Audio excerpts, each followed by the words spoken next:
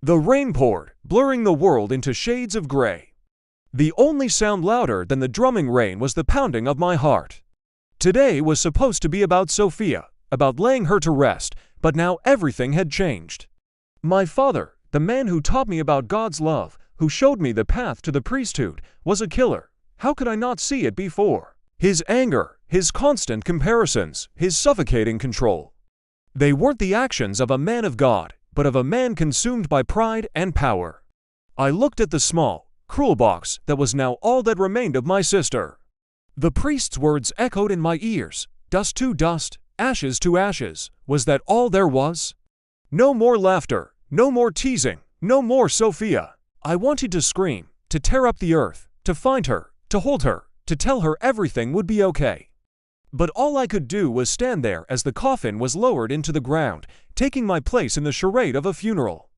As the mourners began to drift away, their whispers following them, I remained rooted to the spot. My stepmother touched my shoulder, and for a moment, I saw understanding, sorrow, shared grief in her eyes. Then her face hardened, becoming a mask of composure once again.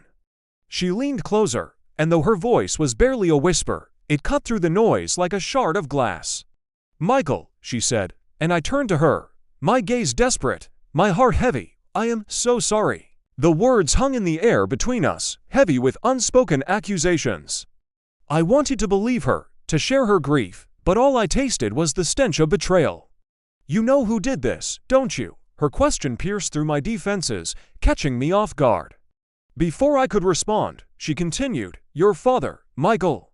He couldn't let this scandal destroy his name. He had plans for you, holy, spotless plans. Sophia ruined that, so he had her.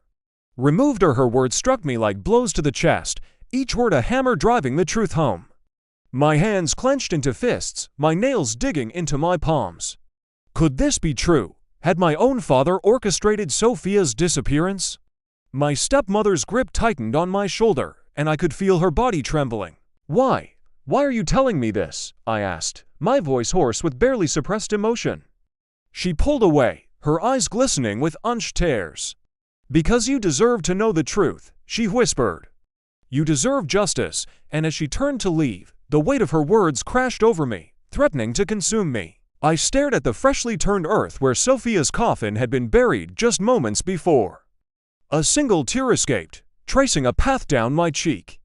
My heart was a maelstrom of emotions, a tempest of grief, anger, and betrayal. I wanted to scream, to rage, to unleash the turmoil within me. But all I could do was stand there and cry.